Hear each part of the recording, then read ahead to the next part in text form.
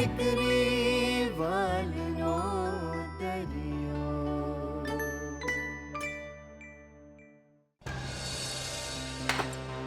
મારો કોઈ દાવ સીધો નથી પડ્યો. પાછા મારા પપ્પા મને ચાના રવાડે ચડાવવાની વાત કરી રહ્યા છે.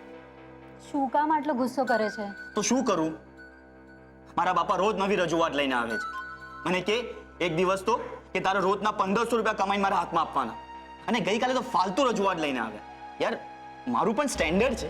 હા એ તો છે, એન્જિનિયર છે ને તું. America, Dubai, return. હા સંભળાવી લે, તું શેની પાછળ રહી જાય.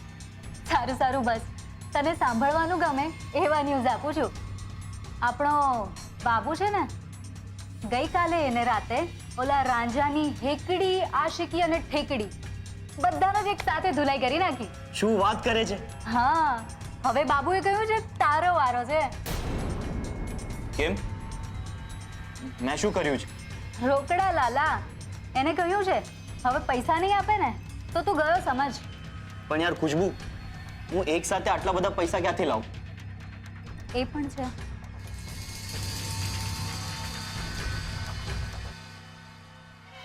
એ શું વિચારી રહ્યો છે? એ જ કે તને ચા બનાવતા આવડે છે? હે, આ શું ફાલતુ સવાલ પૂછે છે? અરે 50,000 નો સવાલ છે. હા 50 તારા 50 મારા. બોલ, પાર્ટનરશિપ મંજૂર હોય તો હા કહી દે. હા, અરે આપણા બંનેનું કામ થઈ જશે, અને ઓલી કિંજલને તો બરાબરનો પાર્ટ પણ મળી જશે. બોલ, મંજૂર છે? યસ.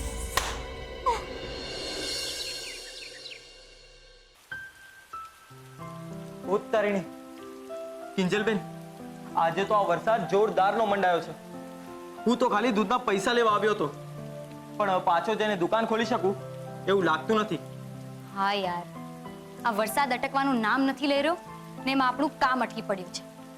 ને તને યાદ છે ને, આજે આપણે ટી મેળા માટે નવા પ્રકારની ચા ટ્રાય કરવાના હતા. બાય ધ વે, તે કઈ નવું વિચાર્યું? મસાલા ચા? એ બધાને આવડે યાર. ગુલાબ, કંઈક અલગ નવું.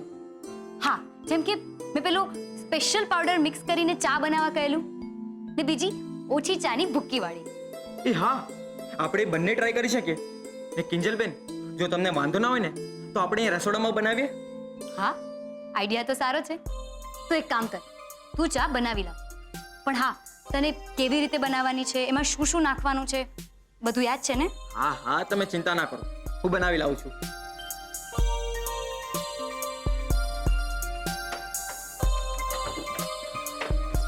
સેજલ દીદી, મારી વાત માનો ને, વરસાદ બહુ આવે છે. ઓફિસે ના જાવ ને, હું પણ ક્યાં પ્રેક્ટિસ પર ગઈ છું. બીજલ, તું મારી ઓફિસની પાછળ કેમ હાથ ધોઈને પડી જાય છે? મારે કામ છે, જવું પડે. Relax Sejal, relax. ને આમ પણ બીજલ સાચું જ કહી રહી છે. આજે આ વરસાદનો કોઈ ભરોસો નથી. અમે પણ દુકાન નથી ખોલવાના. તો તું પણ એક કામ કર, રાવ સાહેબને મેસેજ કરી દે. કેવી વાત કરે છે કિંજલ? આ વરસાદ તો 4 મહિના સુધી ચાલશે. તો શું ઘરમાં જ પુરાઈ રહેવાનું? ના, પણ જાણી જોઈને વરસાદમાં ફસાવા જવાની શી જરૂર છે? ને આમ પણ તમે જો આજે બંને ઘરમાં રહેશો ને તો મને થોડી મદદ મળી જશે. મદદ? કેવી મદદ? કહું, પણ એના પહેલા તું રાવ સાહેબને મેસેજ કરી દે. ને ગુલાબ, હવે કેટલી વાર? બસ 5 મિનિટ કિંજલબેન. ઓકે, તો મદદ એ જોઈએ છે કે આપણે ટી મેળામાં ભાગ લીધો છે, બરાબર? એક મિનિટ. સેજલ દીદી, મને સૌથી પહેલા તમારા લેપટોપમાં જોવા દો કે દુનિયામાં કેટલા પ્રકારની ક્યાં કેવી ચા પીવાય છે, અને ચાનો ઇતિહાસ શું છે.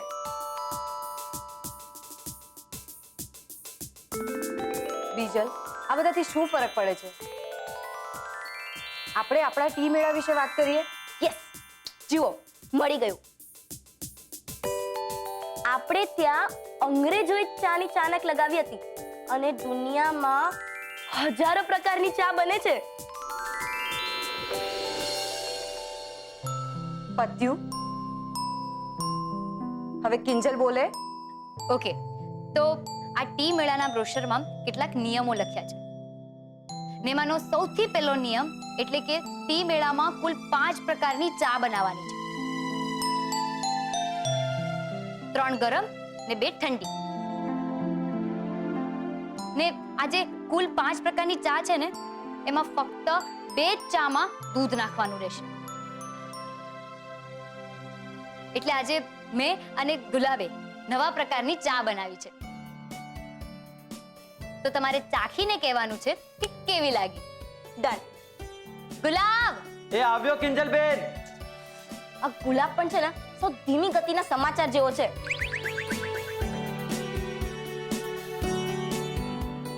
સમાચારની વાત તો તમે રહેવા જ દો બીજલબેન.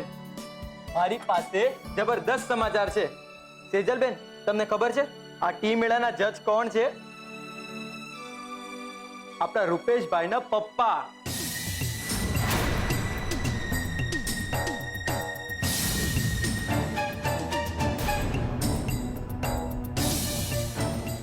શું વાત કરે છે?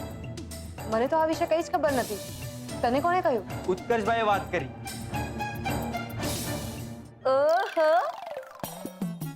તો પછી આપણે રૂપેશ જીજુને કેવું પડશે ને કે સાડી સાહેબા માટે થોડીક અંદરની ઓળખાણ લગાવે. ના હો, જરાય નહીં. આપણે એવું બધું કઈ કરવાની જરૂર નથી. ગુલાબ, ચા. હા. ને હવે તમે બંને આ ચા ચાખીને કહો કે કેવી બની છે.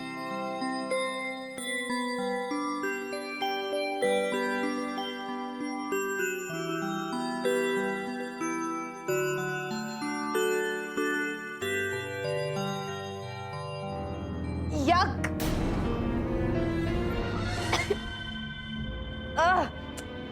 શું છે આમાં? ગુલાબ અને ચા નહીં, બીમારીનો કાઢો કહેવાય. ગુલાબ, તે શું નાખ્યું છે આની અંદર? ગરમ પાણી, તજ પાવડર, ચપટીક હળદર, ઇલાયચી, લવિંગ અને જરાક એમતું દૂધ. આ બકવાસ ચા છે. મોઢાનો સ્વાદ બગડી ગયો આખો. યક!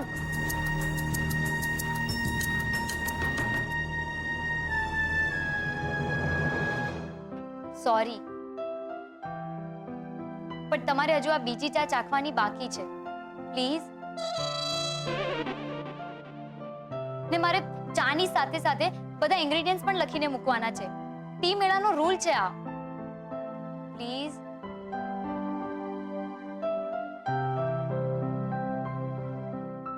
શું થયું? કંઈક તો બોલો. શું બોલું કિંજલ? શરબત આપીને તું એમ કહે છે કે આ ચા છે?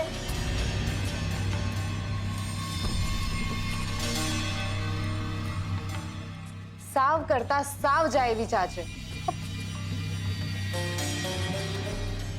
ભંગાર.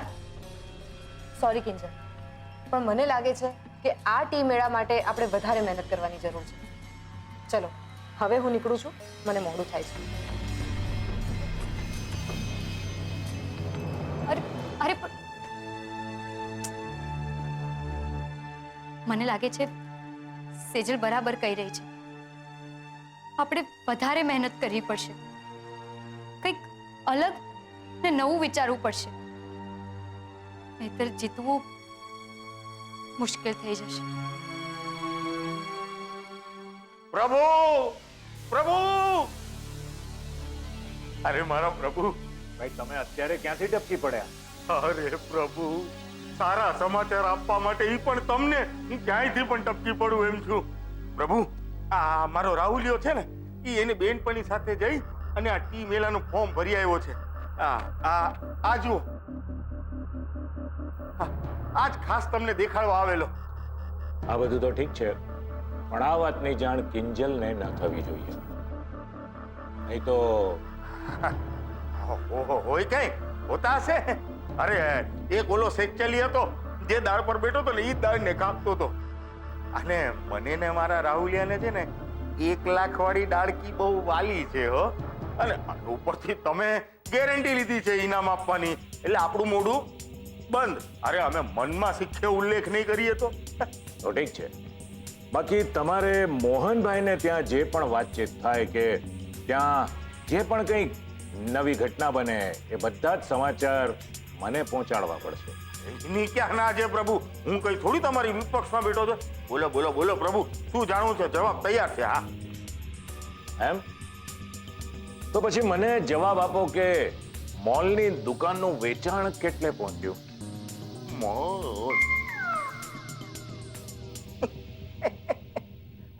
એ શું છે ને પ્રભુ કે હમણાં વરસાદ છે ને જુઓ, અને વરસાદ પડે એટલે આપણી લાઈન જરાક આમ ઢીલી પડી જાય.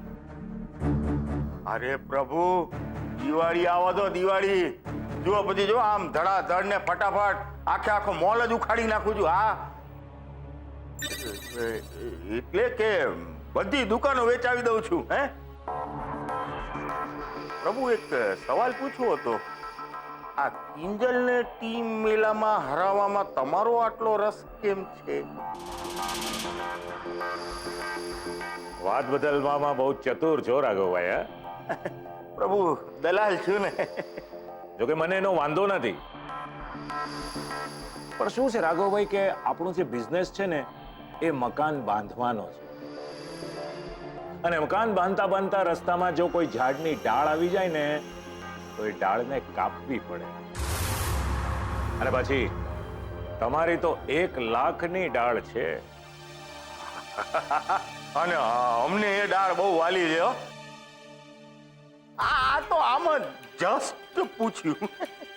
હું પણ આમ જ જસ્ટ કહેતો હતો હા કે કિંજલ હારશે તો એ એકલી નહીં હારે,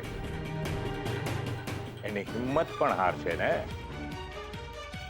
બસ તો પછી મારું કામ થઈ ગયું.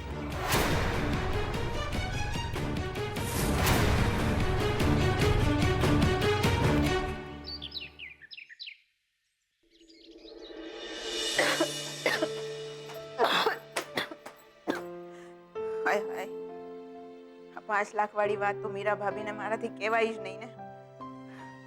પણ ગમે એમ કરીને આ વાત એ લોકોના કાને પહોંચાડવી તો પડશે ને, ખાસ કરીને કિંજલના કાને. કેવી રીતે? એક કામ કરું, કાગળ લખીને જણાવી દઉં. ના, પણ આ 4 ચોપડીના અક્ષરો તો કોઈને પણ ઓળખાઈ જશે. શું કરું તો?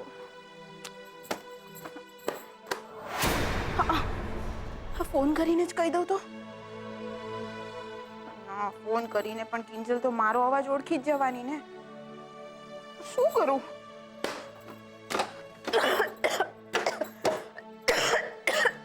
ઓ મારી રે,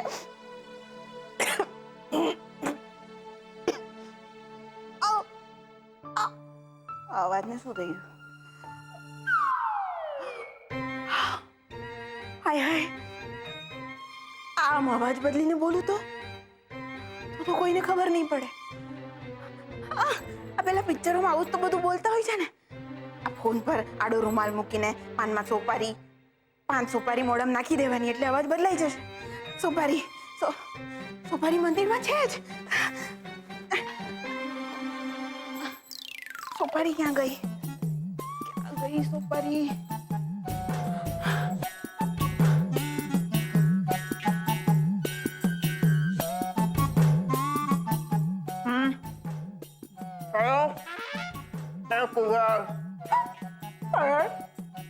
મારો અવાજ બદલાઈ ગયો.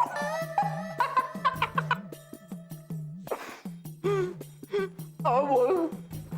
રાહુલના પપ્પા આવે ને આવીને પેલા કિંજલને બધી વાત કરી દઉં.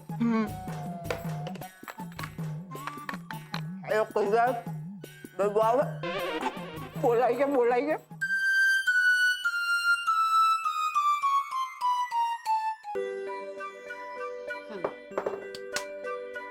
એલચી તો નાખી, પણ આની સાથે બીજું કયું કોમ્બિનેશન એડ કરી શકું? બાના ઘરેથી ફોન? હા સરોજ કાકી, બોલો. કિંજલને ત્યાંથી ખબર પડી ગઈ કે સામે હું છું. કાકી, શું થયું? કેમ ફોન કર્યો? ના ના બેટા, એ તો અમસ્તા જ મોહનભાઈની તબિયત પૂછવા માટે. પણ તને ક્યાંથી ખબર પડી કે હું બોલું છું? કાકી તમારા ઘરનો નંબર મારા મોબાઈલમાં હોય જ ને આમ પણ બાના કરીને મને તમારા સિવાય કોણ ફોન કરવાનું? બાકી તમે ખરા સમયે ફોન કર્યો છે. મેં એક ટી મેળામાં ભાગ લીધો છે અને મારે એમાં જરા નવી સ્ટાઇલની ચા બનાવવાની છે ને તમને ખબર છે એમાં જીતનારને ઇનામ કેટલું છે? 1 લાખનું ને? હા, પણ તમને ક્યાંથી ખબર પડી? એ તો રાહુલના પપ્પાએ. એલી સરોજ દરવાજો ખોલ. કિંજલ બેટા, લાગે છે બા આવી ગયા. મારે ફોન મૂકવો પડશે, હું પછી વાત કરું. હા બાપરે બાપ, આજે તો બાએ મને બચાવી લીધી.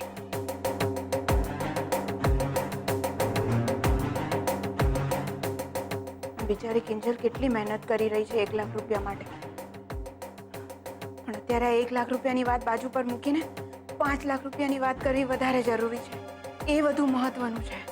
એલી સરોજ ક્યાં મરી ગઈ ભાઈ સાહેબ? હા, જીવું છું, એટલે આવું છું.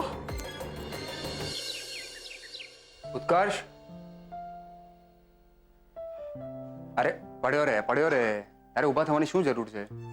હા યાર, અહીંયા પલંગ પર પડ્યા રહેવાથી બીમારવાળી ફિલિંગ આવી રહી છે. બેટર છે કે હું ઓફિસ જઈ આવું. ઓફિસ? આવી હાલતમાં? ખસકી ગયું છે તારું? હા, પડ્યો રે છાનો માનો, તારે ક્યાંય જવાનું નથી. તું સમજતો નથી યાર. ચલ, ભલે હાફ ડે તો હાફ ડે. અને આમ પણ આજકાલ ઓફિસમાં બહુ કામ રહેવા લાગ્યું છે. એમ? કઈ વાંધો નહીં, સેજલ છે ને. આજ સુધી તું સેજલને મદદ કરતો તો હવે થોડી ઘણી મદદ સેજલ તને કરશે. પણ તારે ઓફિસે આવવાનું નથી. સારો એવો પ્રસાદ મળ્યો લાગે છે. ભગવાનનો પાડ માન કે પગમાં ફ્રેક્ચર નથી થયું. પણ બાબુલાલ હવે નહીં બચે. હું અને ઉત્કર્ષ આજે જ પોલીસમાં એના વિરુદ્ધ ફરિયાદ નોંધાવવાના છીએ. એમ? અને પછી શું થશે? પોલીસ એને પકડીને જેલમાં નાખશે અને 2 દિવસ પછી એ બાબુ પાછો છૂટીને તમારા પર વેર વાળશે અને આ વિષચક્ર આમને આમ ચાલે જ રાખશે. એક વાતનો જવાબ આપ, તમે લોકો કોઈ હાલી મવાલી કે ગુંડા છો? તો શું આપણે હાથ પર હાથ ધરીને બેસી રહેવાનું? હું એમ નથી કહેતો, પણ આ બાબુ જેવા માણસની આગળ પાછળ રડવા વાળું કોઈ નથી હોતું, એટલે એ લોકોને કોઈ ફરક નથી પડતો. આપણે પરિવાર વાળા માણસ છે, ધંધા વાળા માણસ છે, એટલે આપણે બધી બાજુનો વિચાર કરવાનો હોય છે. એટલા માટે કોઈએ કમ્પ્લેન કરવા જવાનું નથી, સમજ્યા ને? બાબુલાલે ઉત્કર્ષને માર્યો, ઉત્કર્ષે બાબુલાલને માર્યો, મેટર પતી ગઈ. ઉત્કર્ષ, તારે ઓફિસે આવવાની જરૂર નથી. થોડા દિવસ પછી એકદમ સાજો થઈ જાય પછી ઓફિસે આવજે. ઓકે? ભલે અંકલ. ગુડ. મને ખુશી છે કે કમસે કમ તે તો મારી વાત માની. ગેટ વેલ સૂન. ઓકે? જોયું? એક ચાન્સ નથી છોડતા મને સંભળાવવાનો. કમસે કમ તું તો મારી વાત માને છે. અને તું જ્યારે હું તને કહેતો હતો કે રહેવા દે, આજે આપણે ઓફિસ નથી જવું, તો શું કહેતો હતો તું? ના ના, ઓફિસમાં તો આજે બહુ કામ છે, જવું જ પડશે. એટલે જેવું પપ્પાએ કીધું, હા ઓકે અંકલ, ભલે અંકલ. હસાવ નહીં, જડવું દુખે. એમ તો દુખવા દે, તું એ જ લાગનો છે. Okay uncle. સારું, બસ સોરી. પણ એક વાત તો છે, અંકલ છે બહુ મોટા મનના. આજની 4 તારીખની કોલવડ વાળા પ્રોજેક્ટની બહુ મહત્વની મીટિંગ હતી. તું જોજે, મને કંઈ કહ્યું નહીં, પણ એ પોતે જ વાપી જતા રહેશે મીટિંગ માટે. તો ભલે ને જતા. બાકી 4 તારીખ, આજે 4 તારીખ છે ઉત્કર્ષ? હા. અરે થેન્ક યુ સો મચ, તે બચાવી લીધો મને. નહીં તો બાબુલાલની જેમ મારી પણ પિટાઈ થઈ જાત. અરે ઝેર પીવાનો વારો આવત. I love you, thank you so much.